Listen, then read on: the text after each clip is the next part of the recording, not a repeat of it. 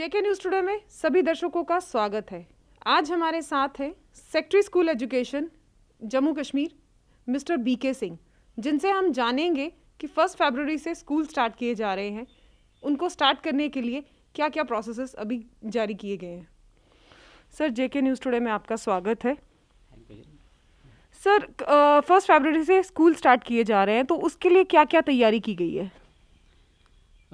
जैसा आपको पता है कि डिजास्टर मैनेजमेंट अथॉरिटीज़ जो हैं वो हर महीने एक एसओपी जारी करते हैं, प्लस एमएचए भी एसओपी जारी करती है। स्कूल के लिए एमएचआरडी ने भी, जो अब डिपार्टमेंट ऑफ एजुकेशन है, उसने भी एसओपी जारी किया हुआ है और लगभग सभी स्कूलों को हिदायत दी गई है कि उन एसओपीज़ को वो देखेंगे, इम्प्लीमेंट करेंगे, साथ ही साथ वो कोशिश करेंगे कि डिस्ट्रिक्ट अथॉरिटीज़ जो हैं, डिजास्टर मैनेजमेंट अथॉरिटीज़, उनसे भी संपर्क में रहेंगे, खासकर regarding testing, regarding isolation and all these things. उनको ज़रूरत पड़ेगी तो उनको रिक्वेस्ट किया गया है कि वो रहें। ऑल डिसीज़ को भी हमने कोशिश की है कि उनको भी इस संदर्भ में जो जनरल सर्कुलर गाइडलाइन है उसके रिस्पेक्ट में स्कूलों को हेल्प करें। और जहाँ तक सवाल है कि एसओपीज़ क्या होंगे एग्जैक्टली, तो एसओपी तो लगभग वही हैं कि एक तो सोशल डिस्टेंसिंग मेंटेन करनी है बच्चों को स्कूल के अंदर, और दूसरी है कि उनकी प्रॉपर हाथ लगातार धोएं। साथ ही साथ वो ये भी ध्यान रखें कि जहाँ क्लासेज में सैनिटाइजर अवेलेबल रहें ताकि टाइम टू टाइम बच्चे यूज कर सकें।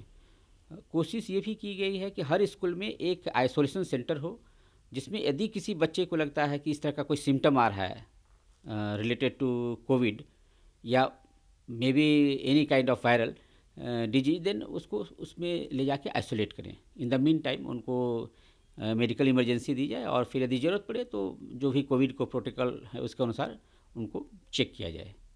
अभी तक तो यही हिदायत है। अब कल से स्कूल खोल रही है, अब देखते हैं कि बच्चे कितने आते हैं, पेरेंट्स कितना हमसे सहमत होते हैं और स्कूल कैसे चलता है। सर, प्राइवेट स्कूल में भी सेम एसओपीज़ का पालन किया जाएगा? हाँ, ये इंस्ट्रक्शन सभी स्कूलों के लिए हैं, सरकारी या प्राइवेट की बात नहीं। जो भी क्लासेज हैं, क्लास वाइज इंस्ट्रक्शंस हैं और वो करेंगे। एक चीज़ मैं इसमें इम्फेसाइज करना चाहूँगा कि इन जनरल जो बच्चे जहाँ ज़्यादा इनरोलमेंट है उस स्कूलों में एचओआई जो हेड ऑफ इंस्टीट्यूशंस, जो प्रिंसिपल हैं, हेड मास्टर हैं या जो भी हेड कर रहे हैं, उनको हिदायत है कि वो क्लासों को स्प्लिट कर सकते हैं। जैसे मैं एग्जांपल के तौर पर दे रहा हूँ कि मान लीजिए 80 बच्चे हैं और आपकी सीटिंग कैपेसिटी मान लीजिए 50 की है, तो हम कोशिश करेंगे कि 25 ही बुलाओ, 3 ग्रुप कर दो, 25-25 की, 75-80 की, ताकि बच्चों को 2 गज की जो सोशल डिस्टेंसिंग मेंटेन करनी है वो कर पाएँ। है कि ये सबसे इम्पॉर्टेंट ये भी है कि बच्चों की सुरक्षा का भी ध्यान रखा जाए। न केवल पढ़ाई ज़रूरी है बल्कि उनकी सुरक्षा भी ज़रूरी है। सर, क्या अभी भी बच्चों को स्कूल में आने के लिए कंसेंट लेटर घर पेरेंट्स से लाना पड़ेगा? इस बार हमने नहीं रखा है कि कंसेंट की ज़रूरत है। क्या है कि आप जस्ट इमेजिन कीजिए, बच्चे लगभग 10 महीने से स्कूल से बाहर हैं और बच्चों का एज ग्रुप ऐसा है जिसमें सोशलाइजेशन बहुत ही ज़रूरी है। यदि बच्चे इस एज में डिजिटल लर्निंग, मैं भी बिलीव करता हूँ डिजिटल लर्निंग ठीक है, लेकिन उसकी लिमिटेशंस ये है कि उसमें सोशलाइजेशन नहीं होती। तो कहीं ना कहीं बच्चे जो बेसिक जो सोशलाइजेशन, पीयर ग्रुप बनाना, फ्रेंडशिप करना, गेम्स में पार्टिसिपेट करना, ये चीज़ें नहीं हो पाती। जनरली स्टूडेंट्स, हमें भरोसा है कि आएंगे और पेरेंट्स भी कोऑपरेट करेंगे, क्या है कि उनको भी कहीं ना कहीं इससे सहूलियत मिलेगी अपने घर की मैनेजमेंट में भी। क्या है कि सम हाउ दे आर इतना ज़्यादा बच्चों में इंगेज हैं कि कहीं ना कहीं वो भी चाहते हैं कि बच्चे स्कूल तो जाना शुरू करें। तो हर के लिए विन विन सिचुएशन है। केवल इतनी है कि भय जो है दूर है। भय अंदर कोविड का भय है, बेसिकली कोविड है क्या बहुत कम लोग जानते हैं, और इसका भय है कि पता नहीं क्या हो जाए। तो वो भय धीरे धीरे दूर होगी और मैं समझता हूँ अटेंडेंस स्कूलों में अच्छी रहेगी इस बार। कि हर स्कूल के प्रिंसिपल को ये डिसाइड करना है कि बच्चों को कैसे बुलाएंगे। हमने ये तो कह दिया कि आप 1 फरवरी से स्कूल खोलोगे, लेकिन वो स्प्लिट करेंगे कि स्टैगर करेंगे, उनको सोचना है। जैसे बहुत ज़्यादा बच्चे, मान लीजिए 150 बच्चे एक क्लास में आपके पास हैं, क्लासरूम भी नहीं है उतना कि स्प्लिट करने पर ही काम नहीं चलता है, तो हो सकता है आपको स्टैगर करना पड़े कि कुछ बच्चों को मान लीजिए मंडे को बुलाया तो कुछ को ट्यूसडे को बुलाएंगे। ठीक है ना। तो ये हेड ऑफ़ इंस्टीट्यूशन, हम एग्जैक्टली ये नहीं करें कि स्टैगर ही करो या स्प्लिट ही करो, ये हेड ऑफ़ इंस्टीट्यूशन को देखना है। लेकिन ये इंश्योर करना है कि आपके बच्चों के बीच में सोशल डिस्टेंसिंग 2 यार्ड की जो है वो आप प्रोवाइड करेंगे, वो मैंडेटरी है, वो आप रिलैक्स नहीं कर सकते। माने यदि क्लासरूम में 2 बेंचों के बीच में डिस्टेंस 2 यार्ड होती है 20 बच्चे से, तो 20 बच्चे ही आप लेंगे, आप 40 बच्चों को नहीं बैठाएंगे। वो पहला है। और दूसरा है कि मास्क बच्चे पहन कर आएँ, और स्कूल में भी टीचर कोशिश करें कि बच्चे ज़्यादा से ज़्यादा मास्क लगाएं। 8 फरवरी से 1 से 8 क्लास खुलेगी, और हम लोग कोशिश कर रहे हैं कि उसके बीच में 1 से 7 के बीच में टीचर तो रहेंगे स्कूल में। सर, प्राइवेट स्कूल अगर हम किंडरगार्टन की बात करें तो किंडरगार्टन के लिए क्या एसओपीस है, कब तक उनकी क्लासेस स्कूल्स ओपन होंगे? देखिए, अभी किंडरगार्टन के बारे में नीचे बिलो प्राइमरी जो कि एलिमेंट्री चाइल्ड केयर एजुकेशन है, केजी नर्सरी, केजी 1, केजी 2, इस बारे में अभी डिसीजन हमने नहीं लिया है। और ऐसे भी मैक्सिमम स्कूल गवर्नमेंट से फॉर्मली रिकॉग्नाइज्ड नहीं है। Basically watch and wait and watch policy है कि पहले बड़े बच्चों में देख लो कि कितने, पहले तो अटेंडेंस, पेरेंट्स की कितने कन्विंस होते हैं, और हमारे टीचर कितने सक्षम हो पाते हैं क्लासरूम को रन करने में। ये 3 चीज़ों के कारण हम अभी थोड़ा सा रुके हैं उसमें। सर, कुछ स्टूडेंट्स जो है स्कूल आने के लिए बसेस लेते हैं स्कूल से, तो बसेस में आने के लिए भी कोई एसओपीस गवर्नमेंट की तरफ से आए हैं? May be head of institution has to take a call. उनको देखना पड़ेगा कि बसों में किसी भी तरह से रस ना हो, यानी ये बच्चे बहुत क्लोज कांटेक्ट में ना आए।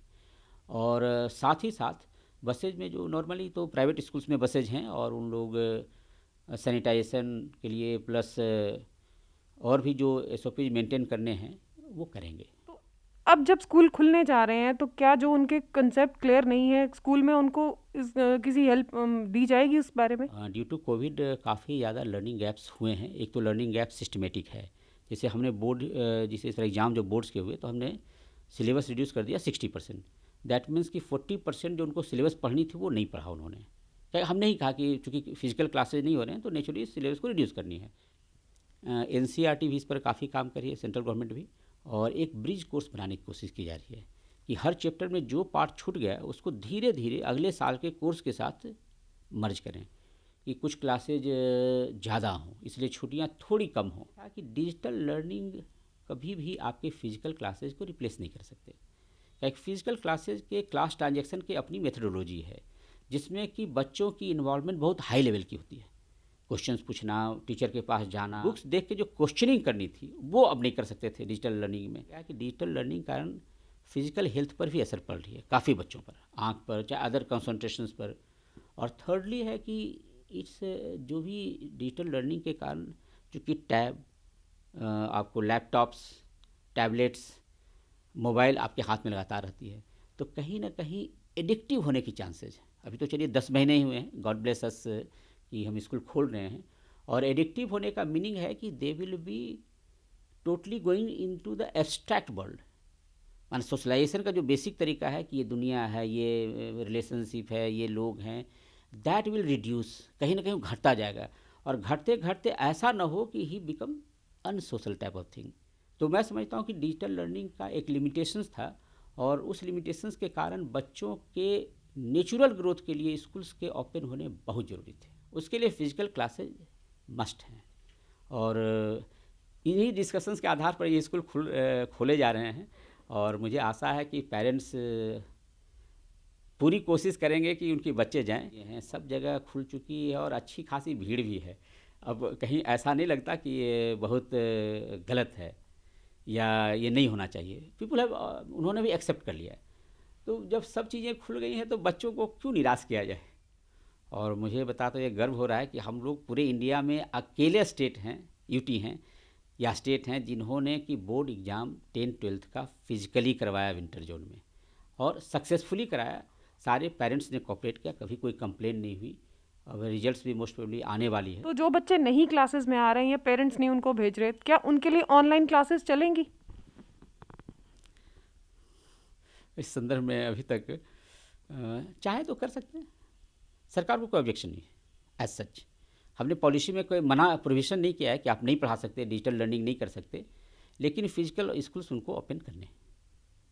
और बाकी हेड ऑफ़ इंस्टीट्यूशंस को या उनके मैनेजमेंट को डिसाइड करना है कि रन कैसे करना है। उसमें हम बहुत ज़्यादा कोर्सिव नहीं होंगे। जेके न्यूज़ टुडे से बात करने के लिए धन्यवाद। Thank you. तो ये थे हमारे साथ secretary school education Jammu and Kashmir mister BK Singh ji, जिन्होंने हमें बताया कि कल से स्कूल खुलने जा रहे हैं और क्या क्या SOPs, क्या क्या गाइडलाइन स्कूल में फॉलो किए जाएंगे जिनसे बच्चों को कोई भी प्रॉब्लम ना हो। कैमरामैन इंद्रजीत सिंह के साथ मैं नीतू सिंह, जेके न्यूज़ टुडे जम्मू।